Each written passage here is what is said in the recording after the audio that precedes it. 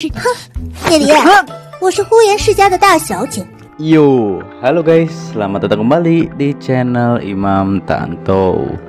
Di video kali ini tentunya bakal melanjutkan alur cerita Donghua Tales of the Asgard part ke-38. Di part ini kita pun akan diperlihatkan ternyata Guild Kegelapan mempunyai tempat persembunyian yang cukup dalam. Di part ini juga kita akan diperlihatkan Rodney Lee akan mempersiapkan segalanya untuk membantai keluarga suci. Dan apakah yang akan terjadi setelah hal itu? Pastinya yang belum menonton part sebelumnya silahkan cek di bawah deskripsi video ini, oke?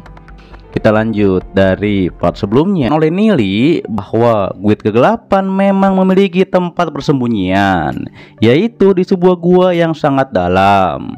Di saat Tuan Yayan menyelidikinya, ia pun menemukan manusia gua dan jejak dari Dark Elf.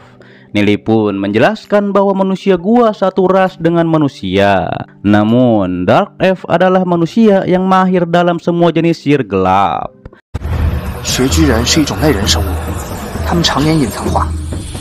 至于黑暗精灵，是擅长各种黑暗。 Justru lalu menolaknya. Padahal banyak yang menginginkan Huyan. Sambung di part 39 dan seterusnya. Dan ini merupakan alur cerita Donghua Tales of the Asgard part ke-38. Untuk video selanjutnya masih membahas series yang lainnya ya, dikarenakan memang Rodney Lee seminggu sekali.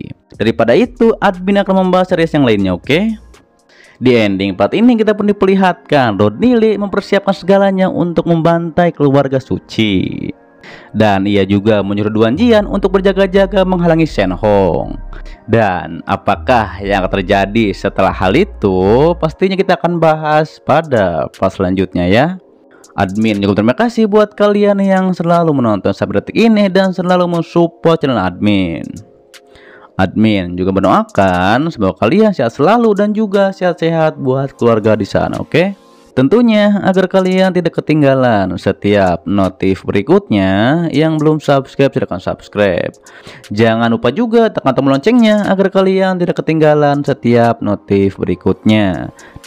Dan itu bisa dikirim atas ataupun di bawah juga banyak video yang lainnya, silahkan disimak kembali.